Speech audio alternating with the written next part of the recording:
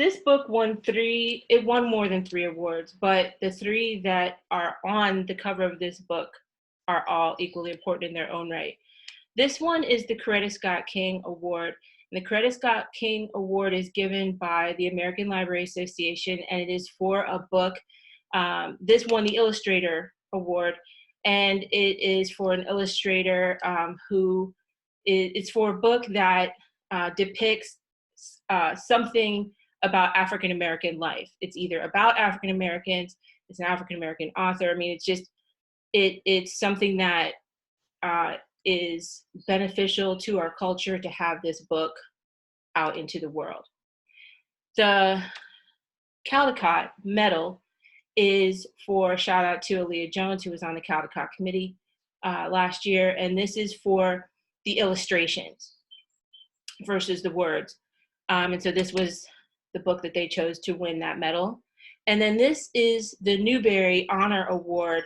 The Newbery is for the best books of that year for the story. So the fact that this book won all of these means that you really don't even have to think about, do you need this book? Of course you need this book. Whether you're a parent, whether you're a teacher, whether you're a person, and particularly if you're getting started or if you're on this road of doing the work of racial reconciliation and healing, this book is a great place to start. So let's start, and I'm going to adjust so that you're seeing mostly book and not me. The Undefeated by Kwame Alexander, illustrated by Kadir Nelson.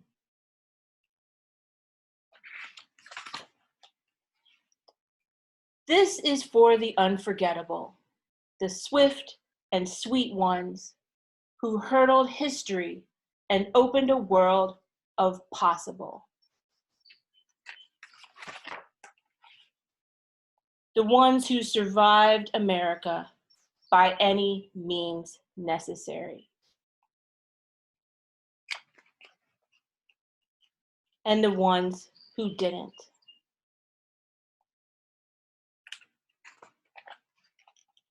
This is for the undeniable, the ones who scored with chains on one hand and faith in the other.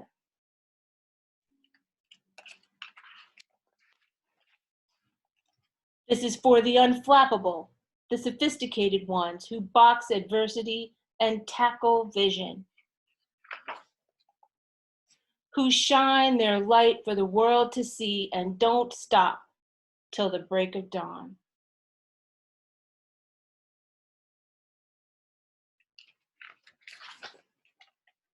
This is for the unafraid, the audacious ones who carried the red, white, and weary blues on the battlefield to save an imperfect union.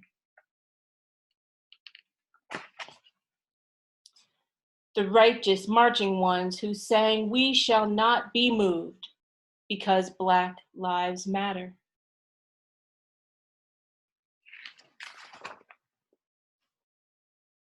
This is for the unspeakable.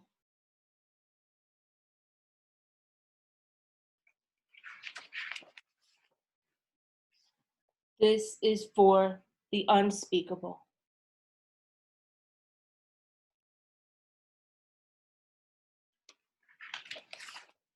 This is for the unspeakable.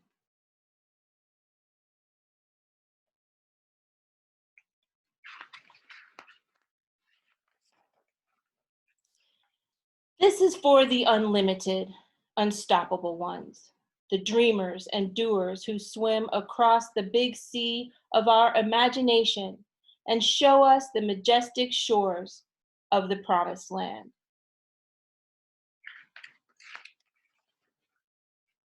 The Wilma Rudolphs, the Muhammad Alis, the Althea Gibsons, the Jesse Owenses, the Jordans and the LeBrons, the Serenas and the Cheryls, the Reese Whitleys, and the undiscovered.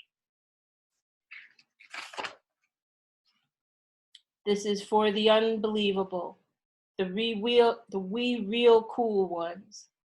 This is for the unbending, The black as the night is beautiful ones.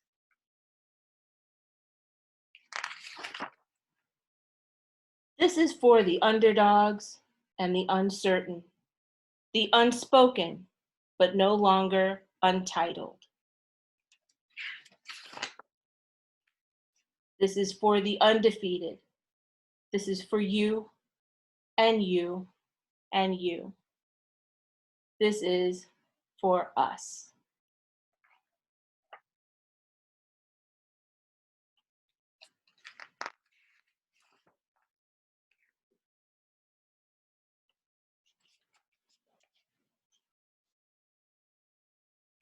There's the back. Okay. So when I was teaching, and my students know this, I would read it the whole way through and we don't stop to talk about anything because that's just how I do it. Then we go back in and then we talk about it as long as we want, but of course, keeping in mind that the bell was going to end and they still had to check out books, so we couldn't talk about it forever. So I want to ask my group, and I will keep it on speaker view so that when there are parts where I want to show something that someone is talking about, I can make it so that everyone can see. Okay, so first of all, to my peanut gallery, oh, hello. To my friends who are here with me on Zoom, and if you're on Facebook, please feel free to respond to any of this in the comments.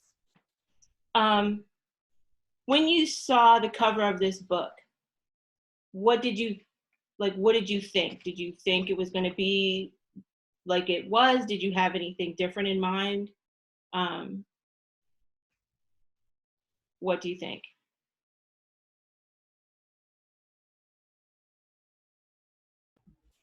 It's okay to unmute yourself and talk. Again. Huh? Oh, I just was wondering, when you looked at the cover, what did you think? Like, what was your first impression looking at the cover?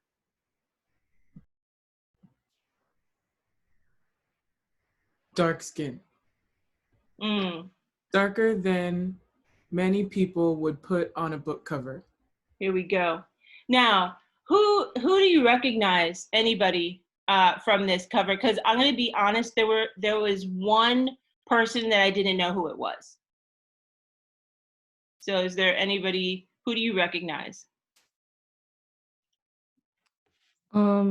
Is that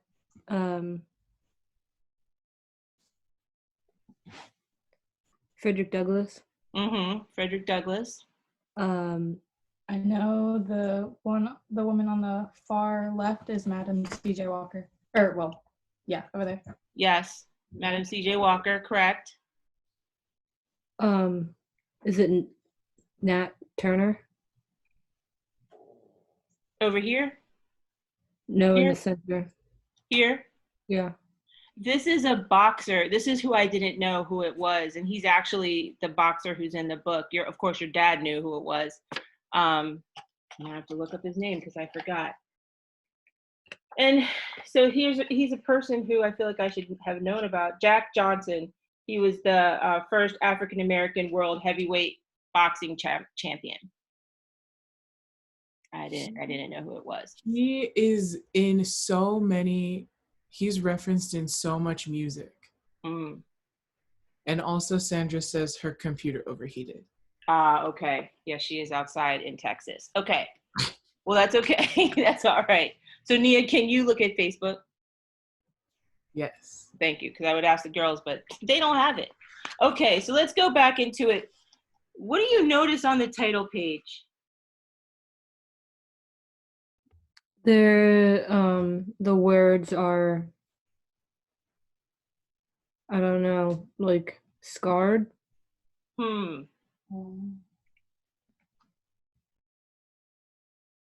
That's an interesting observation there.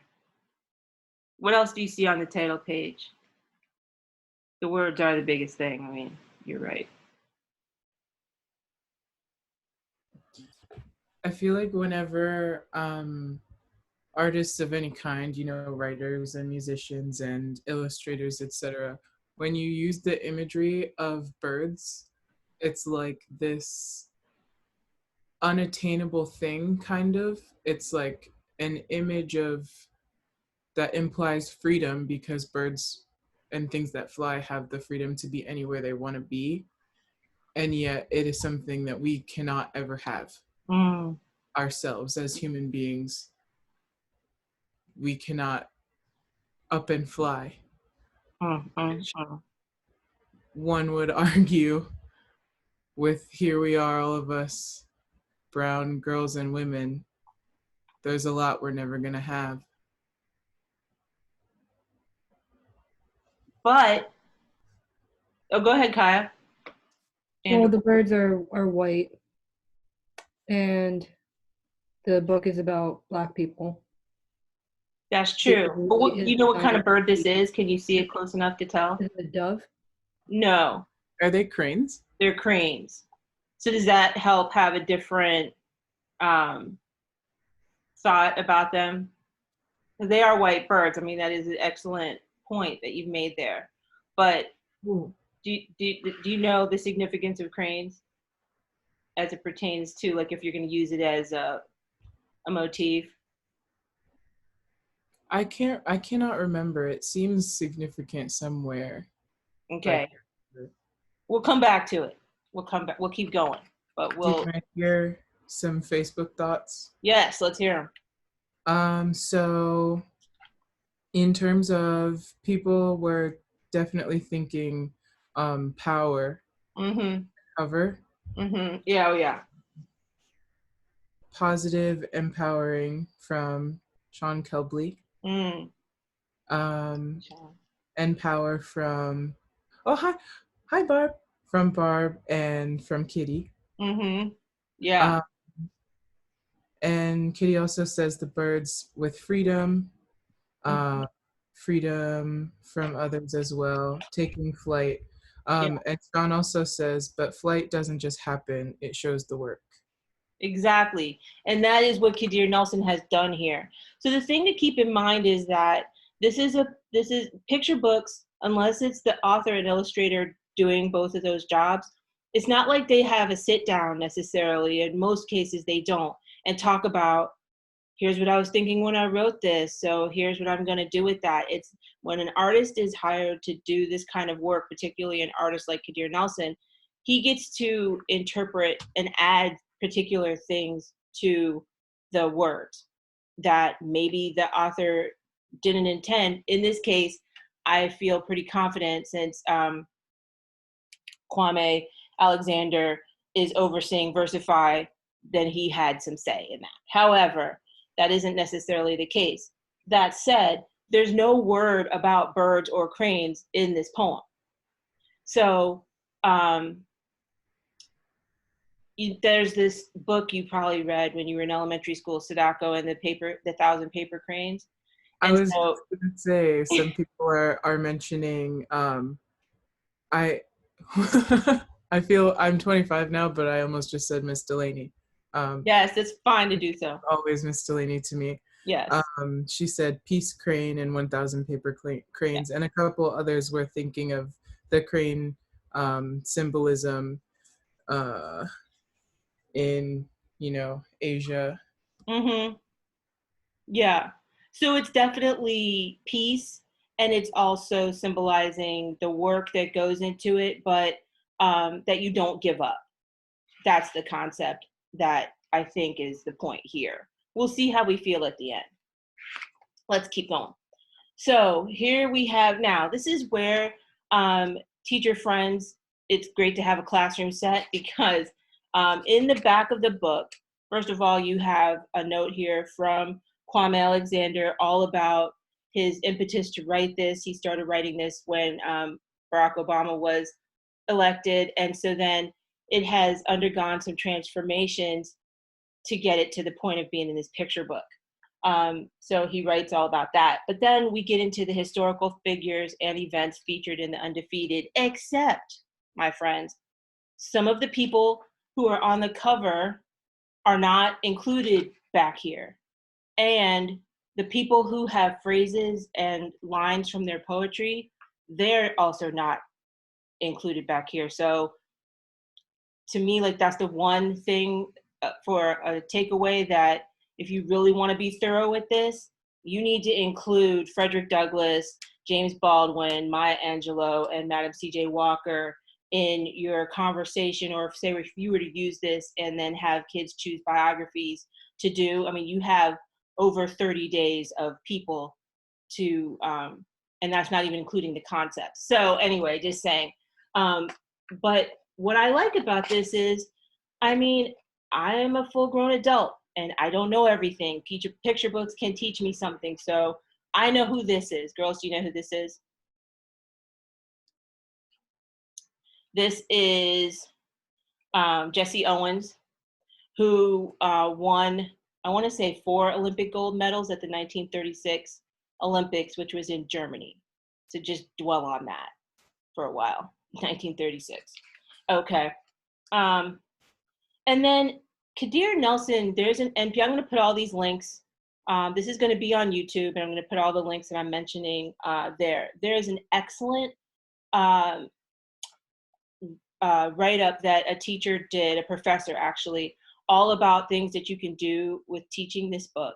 So parents, teachers, I highly recommend that to you because it's got lots and lots of ideas.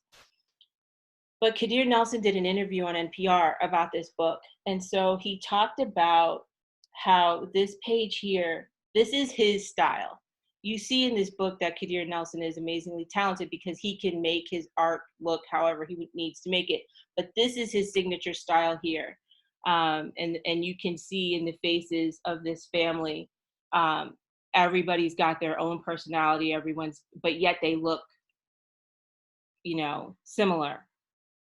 And I really love the way that he does his mouths. Like, it's just very expressive.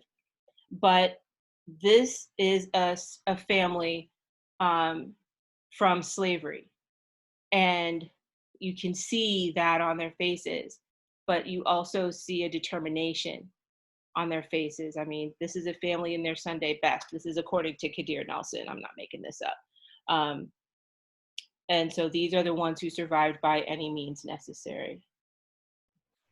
Can I comment on this illustration? Please. I feel a lot of self-consciousness about my nose. And it's a thing that immediately that's where my attention goes, is seeing the broad nose. Because it's a, what do you call that? A trait, I guess? Mm-hmm. Yeah. It's a trait that I'm often self-conscious about, but when you look at it from a historical perspective, it makes it seem a lot stronger to have. Mm-hmm. This family, and they all have this same broad nose. Yeah, they do. What do you think about this page?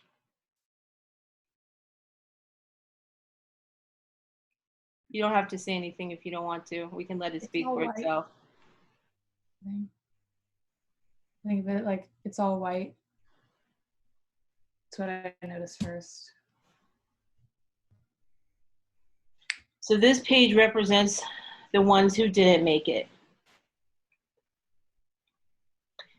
And so Kadir Nelson references this page too in his interview. He talks about, his choice that he made here. This page could have gone a lot of different ways, but he chose to leave it blank so that we could take a pause and that we could stop and do whatever we need to do in this pause, be it pray, be it think, be it mourn, but to just make it a clear slate. Now, the fact that the page is white, I hear you in saying that. His style typically is, he does his illustrations on a white background. And if you look in his other books, you will see that is, sometimes there's, a background image, but a lot of the times that's his style. But it really does say a lot. here.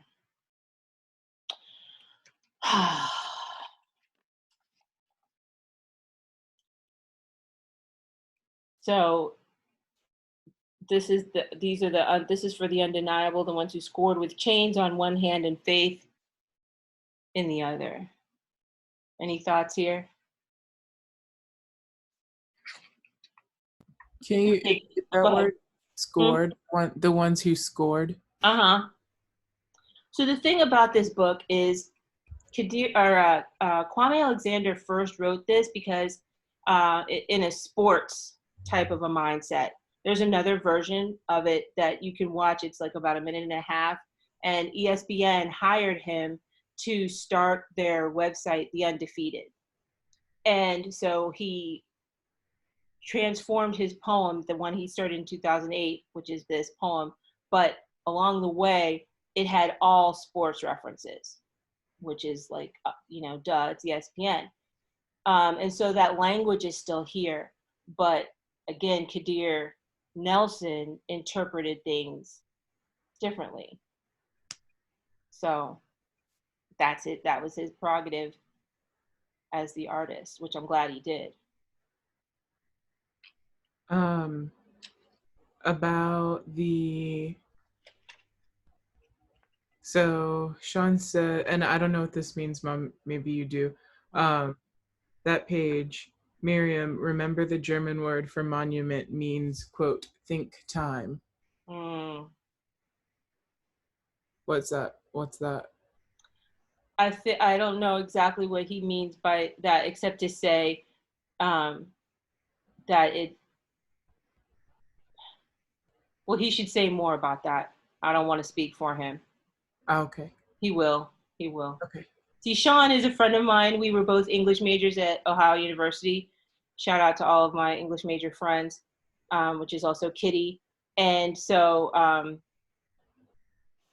that's where I don't want to assume what he means by that. He's a teacher, he'll say. All right, but meanwhile, we're gonna keep going because this is how it is. If you guys were first, second, and third graders, or fourth, fifth, and sixth graders, we'd be all over the map. So here we are. This is where I learned about, did I say his name was Jack Johnson? Is that what I said? Yeah, that's terrible. This is the perfect image for the sophisticated ones who box adversity and tackle vision.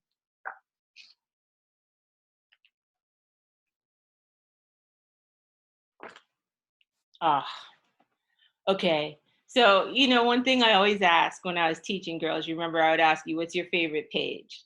This is my favorite page because a lot of my favorite people are on this page. So girls, who do you recognize? They're on there, Kirsten. Yes. Up there. Langston Hughes. Yes. Those are two of my favorites right there. So what Kadir Nelson did here is some of these artists, so this is representing the Harlem Renaissance. Oh, and here, kind of near the crease, is Phyllis Wheatley, who was the first African-American published poet.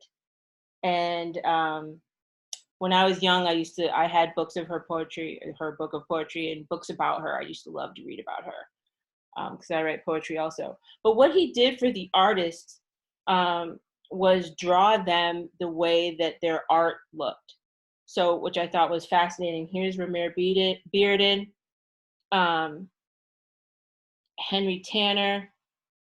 This was an artist, I recognized the art, but I didn't remember what his name was. It is Aaron Douglas, and that's one of his famous pieces of art. And Augusta Savage, I want to get that right. Yeah, sculptor, and here's one of her pieces. So,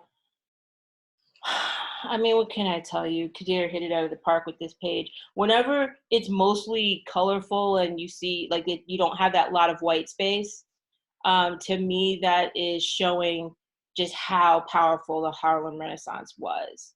I mean, to this day, we get so much from it, and we still are learning. I mean, the poetry of Langston Hughes, I used to spend all of April doing the poetry of Langston Hughes, because you could spend all year doing the poetry of Langston Hughes. Go ahead. So Sean came back. Yeah. The page blank it as a pause to reflect on what is lost or not attained. Okay. Nice. Thank you, Sean. Yeah. And let's see. Oh, and Kitty says, I never see Zora Neale Hurston and not think of you. Which I agree with, because that was the first book that I think I ever read that was like not explicitly fiction in the house, because it was on the shelf and I was like, I should read a different book. And I did not finish it ever, but I did start to read. What's the one with like the teal spine? That's it. It's got 3 books in it. Okay. That's it. Okay.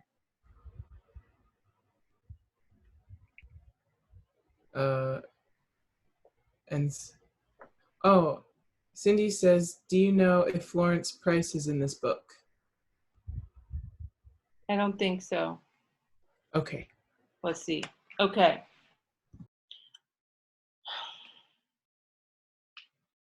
Any thoughts about this page, girls? I like this page because I really like history and always have, and I think that that's something that I learned that a lot of my teachers didn't want to speak about until we were older, about the battalions and the troops of Black soldiers that would fight in battles and how they were segregated, and a lot of the battles won were by Black battalions and troops. And then also the fact that Black troops are typically the first sent out at the front lines. And so I think that this is my favorite page because there's a lot to think about, and it's just one person. Mm-hmm. Yes. Right on that read. Excellent interpretation there. The red, white, and weary blues. Anytime you see anything in italics, it means that it's something that is from a poem or a song from another person. I'm blanking right now. Somebody in the comments could probably say "Weary Blues" who said that, but I know he quotes some Gwendolyn Brooks in here. He quotes Langston Hughes. He quotes Malcolm X. He quotes Martin Luther King. So anyway, you just if and when you're holding the book up close and you can see that anything like that, this is a book that really lends itself to a lot of further study in a lot of different directions. So now, here are the righteous marching ones who sang, "We shall not be moved because Black Lives Matter." You know, there's a lot of controversy around Black Lives Matter. I really don't understand why. Saying Black Lives Matter doesn't mean that everybody doesn't matter. And we're Christian, and we believe that we are created in God's image. So if you're not a religious person, that's okay. But some of you are, and that is what I personally believe, and I know everybody who lives in this house believes that. So if you are a Christian, or if you are of another faith tradition that believes that humans are created in the image of God, that means that we all look like God. So you can't claim to be a follower if you don't believe that. And on that, I will pray for you.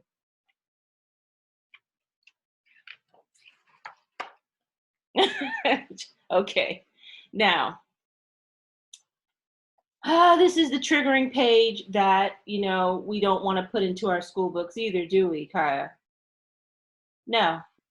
What is this? That's what I thought as well, because this is one of those subjects that, from like another historical perspective, where people want to really gloss over it and not talk about it because it's very, like you said, triggering and traumatic. But I think, and really, schools and people don't like to have conversations that humans have put other humans on boats where people were having to do every single facet of life stacked up on top of each other. But I think that it just needs to be a reminder. But something I didn't realize is that everyone is uniform, which is interesting because it doesn't seem, based on traditional imagery, it doesn't depict women based on Does it how like those what? people, it doesn't, based on traditional imagery, it seems to be like a male figure, but I guess that could just be a representation of just all types of people. Right. I think, like, let me put it close up. If you look at it closely, you'll see that Kadir Nelson did do men of different heights and kind of sizes. Like if you're looking at it up close, this is all men. And I would be interested in reading to find out, did they have the boats segregated on levels by men and women? Because I would think they might do that. But these are all men. But I counted, and I forget the number, but there's like 57 here, maybe 55, 57 here, and 58 over here. I forget, Jay and I added it up. Do you remember? 171, 55, 57, and 59. Yeah. Go ahead, Nia. I want to say a comment that Kitty said about this. She says the image of the bodies in the ship is jarring. There is a beautiful symmetry to it, but you know you are looking at human suffering. Exactly. Because And go on. It looks, I mean, we have a lot of stuff that has like African prints on it where, or like, I mean, the three of us have just grown up looking at that stuff, starting with your wedding dress. Right. And it's like that with the lines and the dots. Yes. Like, I don't have words to say about what that makes me feel, but It's okay. there it is. Yeah. It's very triggering and upsetting, and yet this is a part of it.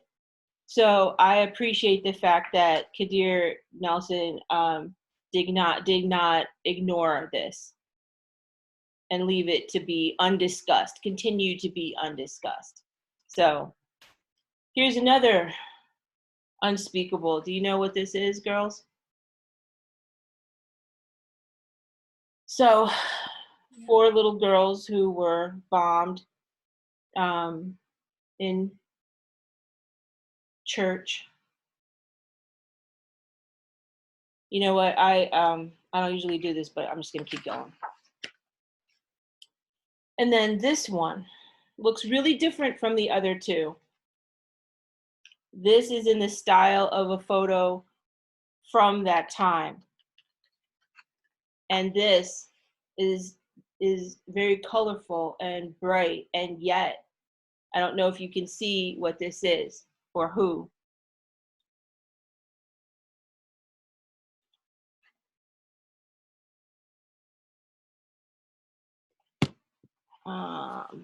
When was this published? Last year, 2019. So those are pictures of Trayvon Martin, Tamir Rice, Sandra Bland. Yeah, okay. I was wondering if it was her. Yeah, it's her. And Michael Brown. And so this is a shrine that looks like so many shrines that we've seen and will continue to see. So I just find, again, his treatment of this to represent them in a celebration of their life and in honor of them. And yet also saying it's unspeakable. Again, I'm pointing things out that show why the book won these 3 various awards. I'm a huge fan of award winners. I think that you need to notice them, and particularly awards that are given by librarians. It's worth having a conversation about that. So, and I also love the justice sign. You can see justice for and you can't see specifically who it's for, but just as for fill in the blank of all of the names.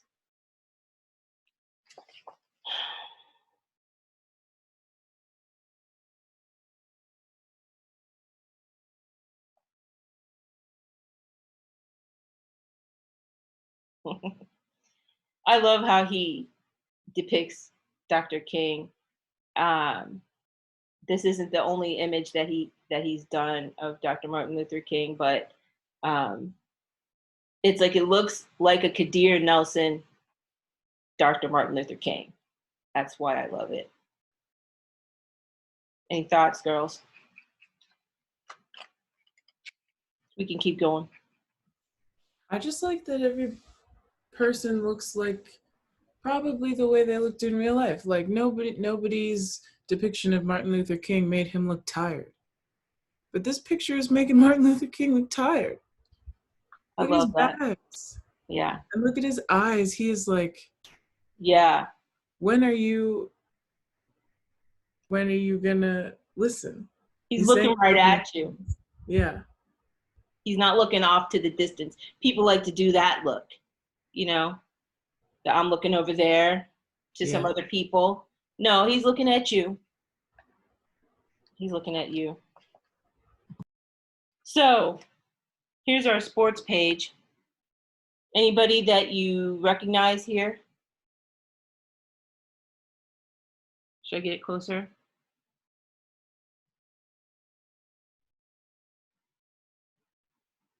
I think I recognized everyone on this page. LeBron, Malcolm, or no, Muhammad Ali. Muhammad Ali. This is Wilma Rudolph. She won the Olympics too, multiple times. Cheryl Swopes was the first woman signed to the WNBA.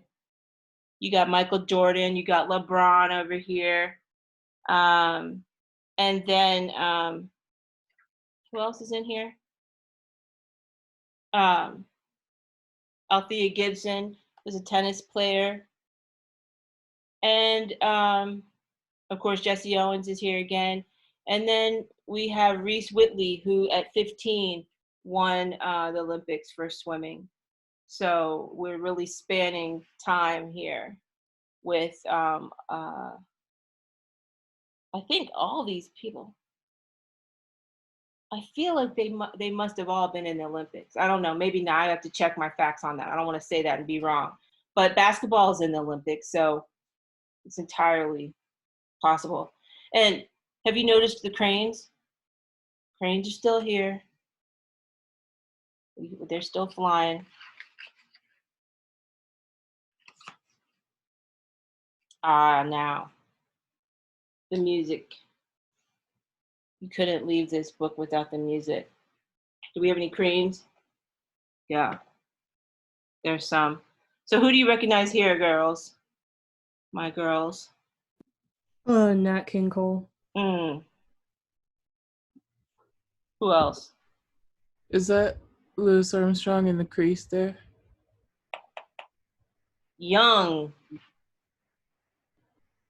And at the keys.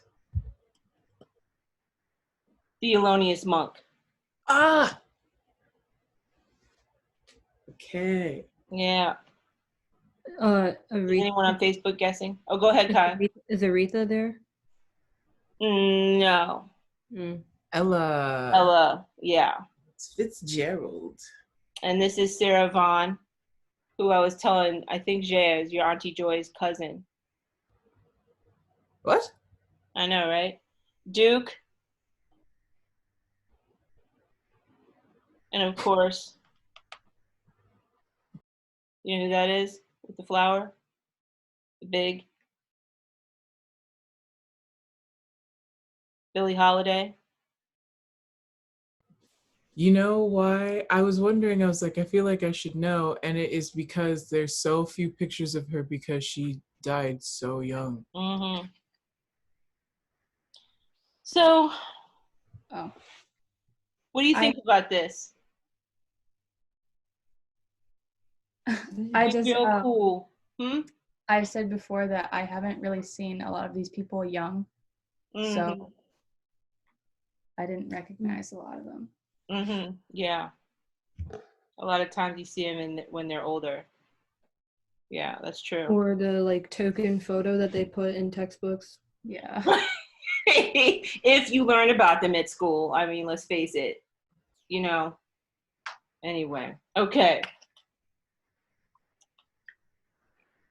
And then on this page, talking about underdogs and the uncertain, the unspoken, but no longer entitled, we don't have any people. We have the cranes. What do you think about that?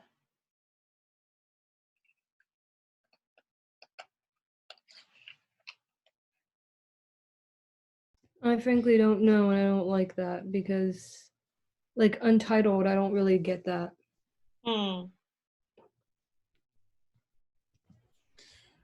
Perhaps it's the potential for anybody to see themselves on that page. Illustrated in 20 years with cranes flying around them. Right, or the opposite, like the people that we don't know about. Nice. Yeah, both of those. I love both of those. So this to me is one of these things where if I were teaching, I would have like on your point, Nia, I would have my students either write about or draw what could be on this page. And then, like say go 20 years into the future and what would this page be? What might it look like? Uh-oh. No, I'm laughing because so somebody said it's so lovely to have your girls sharing their interpretations, and it just makes me, because I'm sitting on the floor right now. I started at my desk, but I felt it more appropriate to sit on the floor. That's how we do it. And so I like have all these memories of like story time, across the years, across the buildings. Oh, definitely. Well, yes, it is good to do this with you girls. So I have a particular thing I want to see if you notice, but so tell me what you think about this page. And I'm sorry for the lighting. My dear friend Sandra was saying, it's so dark, and she's right. I should have done this at 6 o'clock, but whatever. Teachers, if you are dealing with this, you're going to be doing this during the daytime, so you'll be fine. This is for the undefeated, for you and you and you. This is for us. How does this make you feel? How does this page make you feel? This is actually my favorite page. The reason just being the different faces, just seeing how everybody's different, different facial features, different colors. Just, I don't know, I like it. I don't want to miss these friends hiding a little bit. I know, that's my favorite child. Isn't that everybody though? Like, you have the shy kids, you have the kids who are right out front, you have the kids who are like, yeah, I'm back here in the back and I'm not saying anything, but still smiling. Don't let my fingers hide that. Still smiling. All the hues and features that Kadir Nelson used, I love that. We're all in here, girls. I think we can see ourselves in here. But take a look. Here's the thing. Oh, yeah. Get it? Who's getting it? Yeah. And then you. Okay. I really like the kid that's like right directly left of the girl right on. Yeah. No. This kid here? No, the other one. This one. Yeah. He's kind of smiling with his eyes a little bit. Yeah. But not a lot. I don't know. I like that for some reason. Kind of just being real in the face. In a way. That kid reminds me of your dad. Don't tell him I said that. Is he not right there? He's around. Anyway. Okay. Who knows? Go ahead, Nia. So a couple things about this page. Um, can you tell me if I'm saying this last name right? Barb Othier? She needs to tell me how to say it. I knew her as Chaffer. Oh, So okay. Well, just that's say on you Barb. too. My Okay. dear friend Barb from He Michigan. says, Barb. are these the first real smiles we've seen? I mean, for one thing, am I right? Barb, you nailed it. Um, This is what you call black joy right here. If you're looking for it, here it is. Others are saying hope, joy. Mm. And Miss McCreary says, there's the answer. That's where the cranes are going. Hopeful future. Okay, Ms. McCreary, look at where the cranes are, y'all. They're up here. They're not down here. They're up here. And so this is what I get from this is Kadir Nelson and I believe Kwame Alexander too. The message here is that, because you all know, like, okay, friends, I have this thing about, I don't think it is fair for us to say, oh, kids, you know what? You're the future. You're going to fix everything. We're going to leave it to you. Come on, we need, like, first of all, kids are kids and teenagers are kids. And so we can't jack up the world and we're not going to sit around here and say, well, we didn't do slavery and da-da-da. We're complicit. We're complicit. We're grown adults. And I'm not going to sit around and let everybody put it on kids to solve it. However, I do believe in the future of these children, our children, because they're doing it. Like, they're not waiting for adulthood. Like, I felt like I had to wait for some magical thing to happen, and I'm still waiting in some ways. That's my loss.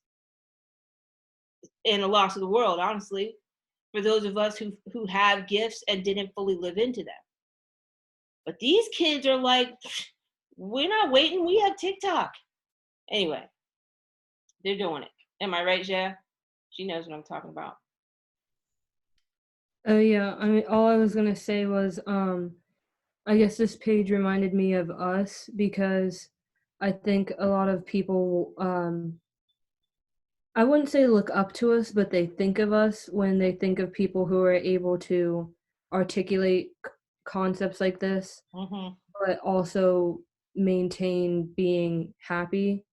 And so I think that I saw us in this picture because, especially with the Black Lives Matter movement, people want to try and say how you should communicate things like this as if you can't still be happy.